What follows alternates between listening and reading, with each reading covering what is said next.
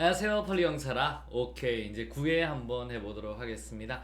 자, 이제 여러분 우리 폴리 마라톤 이게 효과가 있어요. 여러분 마라톤 모여서 이번에 이제 1차 시험을 봤는데 이제 여러분 학생들 굉장히 또 물론 경찰이 약간 좀 쉽게도 나왔지만 여러분 연습 많이 했어서 점수도 잘 나왔고요. 여러분 매일매일 하는 거를 이길 수는 없습니다. 여러분 힘을 내고 꼭꼭 따라와 주시기 부탁드리겠습니다.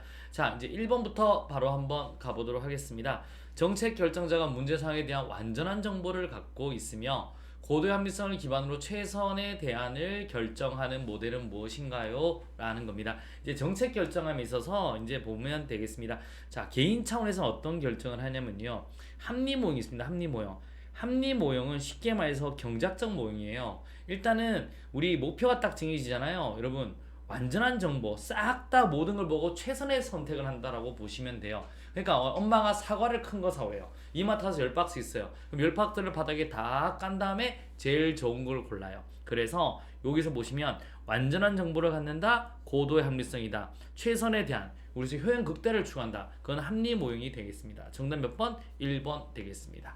그 다음에 만족 모형은 뭐냐면 만족 모형 이런 거예요. 여러분 우리 가서 어느 정도 뒤적뒤적거리다가 이 정도면 됐잖아 라는 게 만족 모형이에요. 사이먼의 견해입니다. 그래서 만족 모델. 근데 이 만족의 기준이 모호하다라는 비판을 좀 받는 거고요.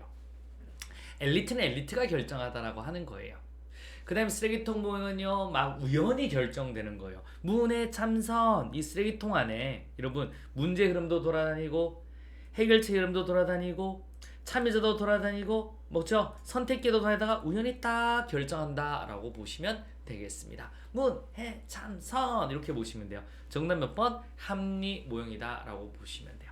그 다음에 추가로 좀 더 알아야 될 게 뭐냐면 점증 모형이에요. 점증 모형은 타협 조정한다, 정책 접근이거든요. 그런 것도 좀 알아두시면 돼요. 그 다음에 나중에 뒤에 나오는 뭐 최적 모형 이런 것도 한번 해보도록 하겠습니다. 여기서는 완전한 정보, 고도의 합리성, 최선에 대한 요거는 합리 모형이다 라고 보시면 돼요. 정답 몇 번? 1번이 되겠습니다. 자, 2번 한번 갑니다. 정책 결정 모델과 그에 대한 설명으로 가장 적절한 것은요? 라고 보시면 돼요. 자, 엘리트 모델에 의하면 정책 결정자는 고도의 합리성을 기반으로 최선의 대안을 결정한다. 이건 틀렸고요. 합리 모델 되겠습니다. 합리 모델 싹 다 본다 라고 보시면 되고요. 사이버네틱스입니다. 여러분 이거는 우리 이런 온도 조절 장치 같은 경우에요. 제가 히터를 27도로 맞춰놨습니다. 27도로. 그러면 27도보다 만약에 떨어지면 히터 반응이 훅 나옵니다. 더 높아지면 안 나와요. 또 떨어지면 훅 나옵니다. 아주 단순하게 결정하는 거예요. 그래서 자 설정된 목표 27도를 달성하기 위해 정보 분석과 이제 환류 과정이에요. 그러니까 정보 분석에서 만약에 떨어지면 히터가 나오죠. 더 높아지면 안 나오는 거예요. 이런 환류 과정을 통해 자신 행동을 스스로 해 나간다고 가정한다. 사이버네틱스 정답 몇 번? 2번이 되겠습니다. 단순하게 해서 적응적 결정을 한다라고 보시면 돼요. 자, 갑니다. 혼합 탐사 모델은 합리 모델의 비현실성과 점증 모델의 보수성을 극복하기 위한 모델로 기존 정책을 바탕으로 이루어지는 점중주의 성향을 비판하면서 새로운 정책을 내릴 때마다 정책 방향도 다시 검토한다. 이거는 보세요. 딱 혼합 탐사가 아니라 뭐예요? 최적 모형입니다. 최적. 이게 보세요. 여러분, 우리 합리 모델의 비현실성이 뭐냐면 여러분 한번 보세요. 어떻게 다 보냐는 거예요. 점증 모델은 맨날 기존 플러스 알파죠. 그래서 극복하려고 여러분 우리 뭐냐면 직관을 통해서 이제 방향을 확 틀어요. 맨날 방향 일로 가다가 방향을 탁 틀어버립니다. 이건 직관을 통해요. 그러면 점증 모델의 보수성을 극복할 수 있죠. 그럼 여기 한정된 부분에서 이제 싹 검토를 하는 겁니다. 아시겠습니까? 그러면 이제는 합리 모델의 비현실성도 극복할 수 있는 거죠. 그럼 이거는 최적 모형이다라고 하셔야 됩니다. 합리 모델의 비현실성, 점증 모델의 보수성을 극복하기 위한 모델로 기존의 정책을 바탕으로 이루어지는 점중주의 성향을 비판하면서 그러니까 방향을 털죠. 새로운 정책을 내릴 때마다 정책마다 다시 검토하고 수정한다. 이렇게 보시면 돼요. 혼합 탐사라고 하는 건요. 근본적 결정과 세부적 결정이라는 단어가 나와야 돼요. 그래서 정답은 2번 되겠습니다. 관리 정치 모델에 의하면 정책 결정 시 정책 합리성을 기반으로 기존 정책의 문제점을 부분적으로 수정하면서 약간 향상, 이건 관료 정치가 아니라 점증 모델입니다. 점증 모델. 정치적 접근이라고 보시면 되는 거거든요. 그래서 정답은 몇 번? 2번이 되겠습니다. 갑니다. 자, 다음에서 설명하는 조직 편성의 원리에 대한 내용과 가장 관계가 깊은 것은요? 라고 하셔야 되죠. 자, 요 내용 여러분, 자, 환경 설계, 조직 편성. 오, 문제가 좀 이상하네요. 조직 편성의 원리. 잠깐만 한번 볼게요. 문의 5번. 자, 뭐가 좀 이상한 것 같은데 잠깐만 보겠습니다. 4번, 3번 이렇게 한번 보시면 되고 잠깐만요. 음. 자, 이건 아니고 이제 요걸 볼게요. 요게 맞는 것 같아요. 셉티드. 자, 한번 보도록 하겠습니다.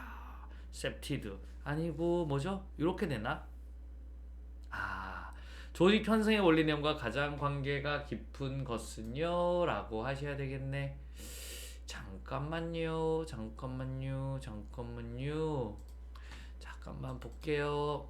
자, 잠깐만 보겠습니다. 보여줘. 오케이, 우리 구해줘. 잠깐만 볼게요.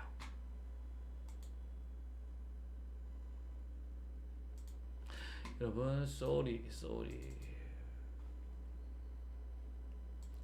문제가 어떻게 되는지는 한번 봐야 되겠네요. 자, 오케이. 지금 이게 날라가야 되네. 이게 잘못됐네. 이게 잘못된 거고요. 내용은 D에 맞네. 다음에 설명하는 조직 편성에 관한 내용과 가장 관계가 깊은 것은요? 라고 하면 되네요. 요게 틀린 거네. 자, 가볼게요.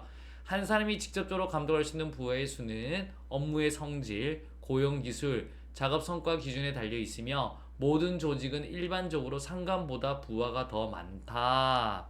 이러한 이유 때문에 경찰 조직은 사다리 모양보다는 피라미드 모형을 취하고 있다라는 거네요. 그래서 이 삼각형에 대한 이야기인 거죠. 이렇게 삼각형에 대한 이야기 되겠습니다. 그래서 한 사람이 직접으로 감독할 수 있는 부하의 수는 오케이 이렇게 한정이다. 통설 범위네요. 그래서 상관보다 부하 많다. 요 통설 범위 요걸 통설 범위다라고 보셔야 돼요. 통설 범위의 원리 되겠네요. 맞죠?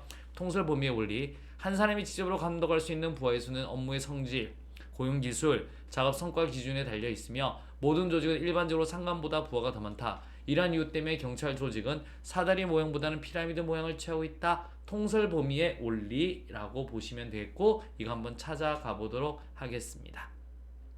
자, 한번 가볼게요. 자, 우리 조직의 경직화를 초래하여 환경 변화에 따른 새로운 기술의 신속한 도입이 어렵다. 이건 뭐예요? 계층제 때문에 그렇습니다. 이거는 계층을 이렇게 많이 만들죠. 촥, 촥, 촥, 촥 만들면 이 딱 경직화 되잖아요. 그럼 위에 가서 보고받고 내려오면 너무 많이 걸려요. 이건 계층제에 대한 문제 되겠습니다. 그래서 이렇게 보시면 되는 거고. 그래서 원리 틀린 거고.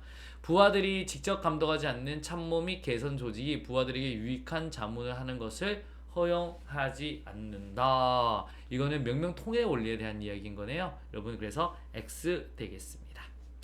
자, 경과 제도를 통한 특정 업무의 세분화 및 시간과 경비를 절약할 수 있다. 이건 분업화에 대한 원리에 관련된 거예요. 구조 조정의 문제와 깊은 관련성이 있다. 이거는 우리 통설 범위입니다. 만약에 능력 없는 부하가 상관이 너무 많은 부하를 가지면 구조조정해야 되죠. 아시겠습니까? 그래서 정답은 몇 번? 4번이 되겠습니다. 불편을 드려서 죄송합니다. 자, 4번 되겠습니다. 4번. 오케이. 경찰 조직 편성의 원리에 대한 설명으로 가장 적절하지 않는 것은요? 라는 거죠. 자, 통설 범위의 원리는 조직의 역사, 그 다음에 교통통신의 발달, 관리자의 리더십, 부하의 능력 등의 통설 범위의 중요성이다. 그래서 조직의 역사가 오래되면 통설 범위가 늘어나요. 교통통신이 발달되면 통설 범위 늘어납니다. 관리자의 리더십이 좋으면 늘어나요. 부하가 능력 있으면 늘어납니다. 오케이. 통설 범위의 중요 요소이다. 맞는 말 되겠습니다. 또 한번 가볼게요. 통설 범위의 원리는 직무의 책임과 난이도에 따라 상하로 나누어 배치하고 상하 계층 간의 명명복종 관계를 적용하는 조직 편성 원리로 상위로 갈수록 권한과 책임이 무거운 임무를 수행한다. 이건 계층에 대한 얘기입니다. 그래서 위로 가면 갈수록 직무와 책임도 나눠서 상으로 나누죠. 올라간다. 위로 갈수록 권한과 책임이 무거운 임무를 수행한다. 라는 거는 계층제의 원리 되겠습니다. 계층제. 그래서 2번 틀린 거고요. 2번 틀렸네요. 오케이. 그 다음에 또 한번 가보도록 하겠습니다. 또 한번 가볼게요. 자, 4번 또 한번 갑니다. 경찰 조직 편성의 원리에 대한 설명으로 가장 적절하지 않는 것은요. 문이 제1의 원리죠. 조정 통합의 원리를 조직의 제1의 원리며 가장 최종적인 원리라고 했다. 맞는 말 되겠습니다.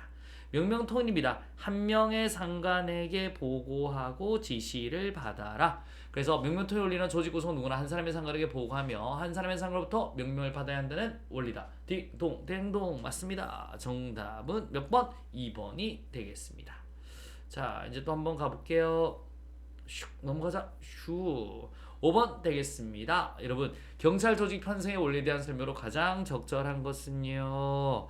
자, 계층제의 원리에 의하면 계층이 많을수록 이게 많으면 업무 처리가 신속하고 계층 간의 갈등이 감소한다. 아니죠. 이게 너무 많으면 느려요. 다 거쳐야 되니까. 느리면 너무 신속하지 못하고 그리고 계층 간의 갈등이 증가한다라고 해야지. 그래서 틀렸다라고 보시면 돼요. 또 가볼게요. 통솔범위의 원리에 의하면 계층의 수, 업무의 복잡성 및 조직 규모의 크기와 통솔 범위의 정비에 자, 한번 보세요. 자, 여기는 지금 이 많은 부하를 다스려야 돼요. 계층을 하나 더 만들어 볼까요? 계층을 만들어 보면 쫙 줄죠. 그럼 통솔 범위가 이걸로 주는 거예요. 그러면 계층의 수가 많으면 통솔 범위는 준다. 이렇게 봐야 되고요. 업무가 복잡하면요, 여러분 줄 수밖에 없어요. 단순하면 확 늘릴 수 있지만 업무가 복잡하면 줄 수밖에 없고요. 조직 규모의 크기와 통솔 범위는 정비다. 여러분 조직 규모가 크면요 기본적으로 관리자들이 많아요. 그래서 통솔 범위가 준다라고 보셔야 됩니다. 그럼 정비례가 아니라 무슨 비례있다? 반비례 관계다라고 하셔야 됩니다. 2번도 틀렸고요. 3번 분업의 원리에 의하면 분업화가 안 될수록 조정과 통합이 어려워지며 할거지를 처리할 수 있다. 분업의 원리는 분업화가 많이 될수록 여러분 많이 옆으로 밖에 수평적 분업 해볼게요. 옆으로 많이 나눠버리면 여러분 조정과 통합이 더 안 되잖아요. 더 안 됩니다.